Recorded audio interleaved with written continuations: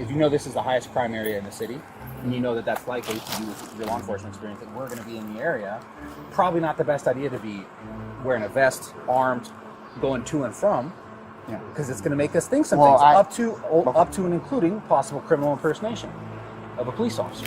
Okay, so picture this. We're in Bremerton, Washington. Police are rolling up to a call, and when they get there, they meet a guy who looks just like one of them. He's geared up, talking the talk, and seems ready to help. But he's not a cop. This is the wild story of how a super convincing disguise completely unraveled, piece by piece, all caught on body cam. I mean, that quote says it all, right? That's what an actual officer said to the guy who was, just minutes later, going to be in handcuffs. It's like a cop movie playing in reverse. The person who looks like he belongs the most is actually the one they're about to arrest. It just shows you how believable this whole act was, at least at first. Were you on the phone with him? They asked us to come outside. I thought it was for you. Who asked us to come outside? I don't know. He's on the phone with him. No, I thought I was pulled over because I thought you guys needed help with that. Oh no, no, we thought. No, I'm confused right now, man. It's my first day back in a while, so I was out with COVID, and it was bad. Okay. So it's been a while since I've been back here. Jeez. Oh yeah, it was 11th time having it, and it was the worst. I had to go to the hospital, get breathing treatment. Yeah. It was bad. It hurt to talk. Okay. I'm good now. Promise. Nice, man. But yeah. Right on, man. Just getting back here this afternoon, as soon as I'm talking with the shift change and debriefing with him, they're like, this big fire. Like, they made it out way worse. Oh, what it was, and I was like, what's going on? No, he popped out, and I was like, dang, I thought you were like one of our detectives at first. I know some of the guys were with the task force, but it's really with the sheriff.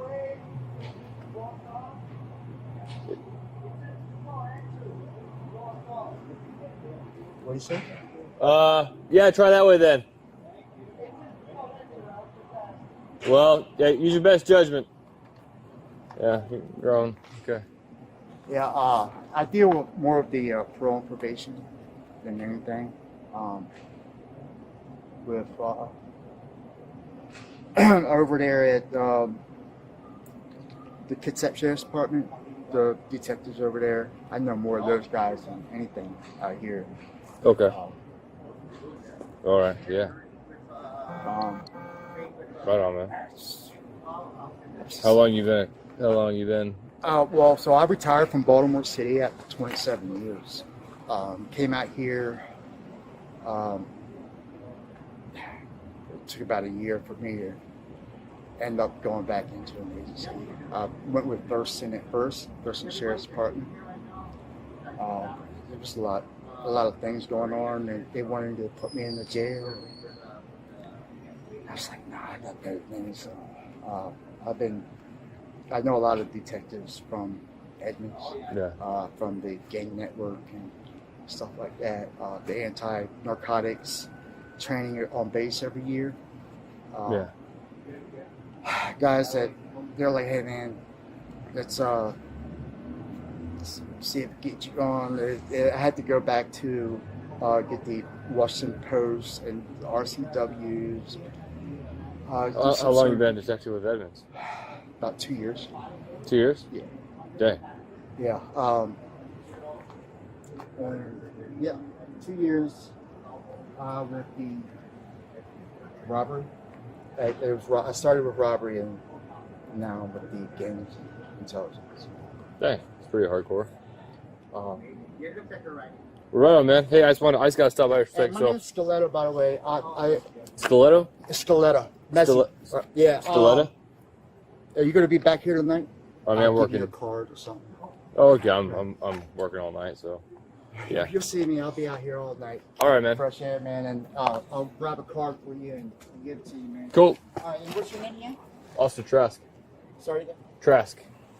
All right, Trask. Yeah. All right. Hey, you just call me Mezzy or Stiletto. All right, man. All right, man. Thank you, man. I'll Yep. see you later. So you have to wonder, how did he pull it off? He had the right look, the right gear, and a solid story. He literally walked onto an active police scene and just blended in. So what was the one tiny thread that, when pulled, made the whole thing fall apart? That's what we're going to get into. To really get this, we need to meet the man at the center of it all, Michael Scaletta. When the officers first saw him, he wasn't just some guy in a costume. He carried himself like a seasoned professional, and honestly, they had no reason to think otherwise. And just look at the level of detail here. This was not a lazy attempt. We're talking a full tactical vest, patches that say SWAT and police, a badge, his own unmarked SUV with blue lights, and, of course, a holstered firearm. Every single piece was designed to scream, "I'm one of you," and cash in on that instant trust officers have with each other. And he didn't just have the costume, he had the script down too. He'd tell anyone who'd listen about his impressive career, a whole 27 years with the Baltimore City Police. He talked about his time in robbery, gang intelligence, you name it. He wasn't just playing a part, he was selling a complete, totally believable character. But the very next day, the whole performance starts to come apart at the seams. Officers are back in the area, they spot Scaletta again, and they ask him one single, totally standard question. And with that one question, the first real cracks start to show. And that question was about this, his commission card. You can think of it as the ultimate proof. It's the official ID that says you are who you say you are. It's the one thing every real cop has on them, and it's the one thing a fake can't just whip up. The second they asked to see it, the whole vibe of the conversation changed. And his answer? Oh, it's a work of art in stalling. He doesn't say, "I don't have one." No. He goes straight to the excuses. It's in the other bag, someone's on their way to get it, anything to buy a little time and hope they just drop it. Is he working security for you? Yeah. Have a good moment. Yeah. That guy is? Hey, I'll be back shortly. Are you good? I'm good. Are you good? Yeah. You want to come back over here? Yeah. I was talking to some other guys. So you work for Edmonds PD? I do. Okay. Yeah, and this is a part-time gig. I got you. Do you have your commission card with you today? Yeah, give me a minute. Here.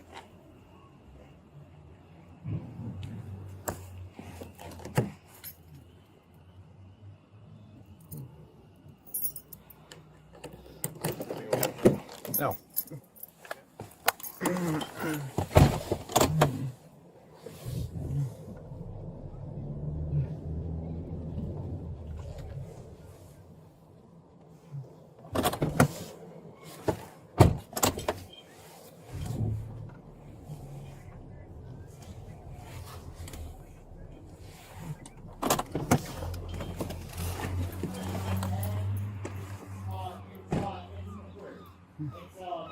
It's got it on the side. Yeah, it's got everything right in there.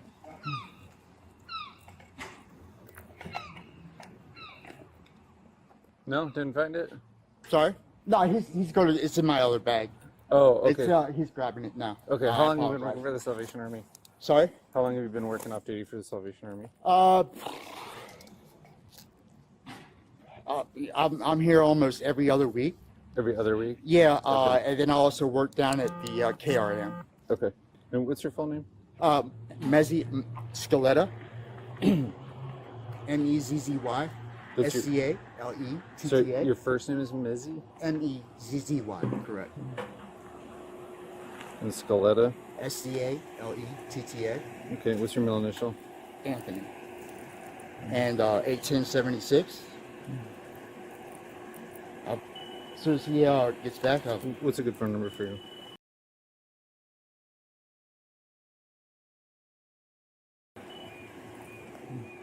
Hey, man. Yeah, it's going to be the green bag, and it's got the my wallet with the credentials and everything on the side of it. And no, upstairs. Yeah. My bad. My apologies. Thank you. Wait, can you, Sarge? Can you stay over here? Please grab it. All right, I'll see you in a minute. And this wasn't just one little excuse, it became a whole pattern. Every question led to another delay, another reason why he couldn't just show them the card. And with every second that ticked by, you could see the officer's patience turning into real suspicion. They realized something was very, very wrong. And for their own safety, they detained him to get to the bottom of it. All right, so now Scaletta is detained. And while he's still trying to talk his way out of it, the real police work is happening in the background. Officers are making calls, running his name, and checking every database they have to figure out who this guy actually is. Is it a loaded firearm that you have with you, Mr. Scaletta? Correct. Okay, can you put your hands on the car, please?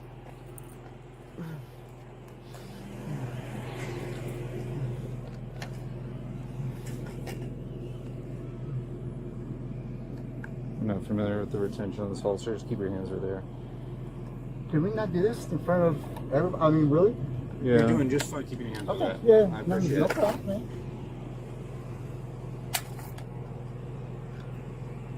Can I contact my command as soon as y'all are...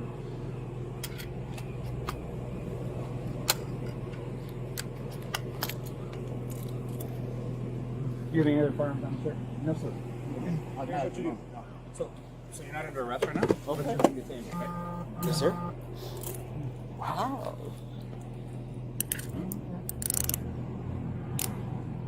Can you call my... Yeah, we can take care of all that. Yeah. We can take care of all that. We can make all the phone calls. It can easily be double that. All right.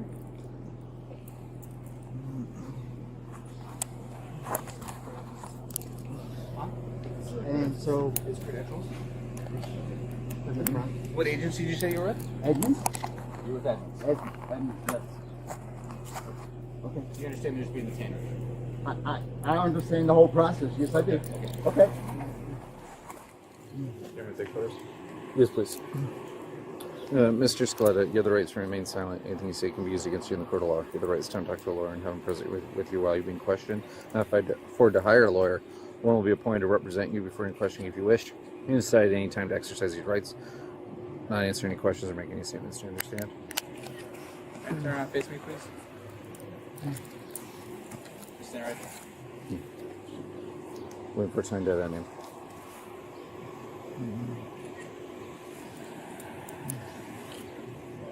Cigarette. You ready? No, I'm hearing them. Lester Scaletta, Sam Charles, Adam Lincoln, Edward Tom Adam. First name Mezzi, Mary Edward Zebra Young, middle A Anthony, 1976 0810.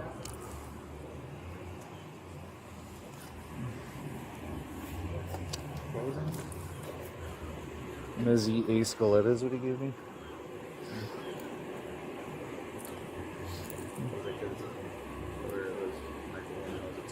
Yeah, that's what I wrote down from the report. Sorry? What'd you say your name was? Measure still running. Is it okay if I check your phone? Absolutely. Can you grab my credentials Yeah. and everything out Yep. there, please?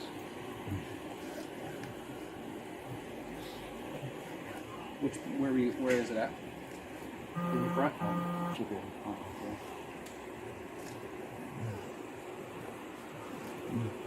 Actually, is it hey, where the radios are? It's Go ahead. the other. Yeah, it's there. Sorry. First name's Michael. Same middle, last is Scaletta hyphen Pez. Same date of birth.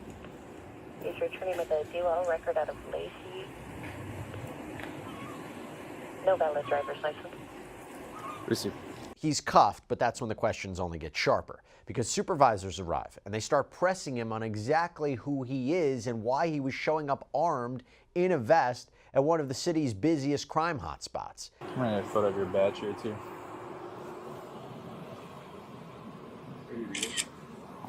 I think Justin has.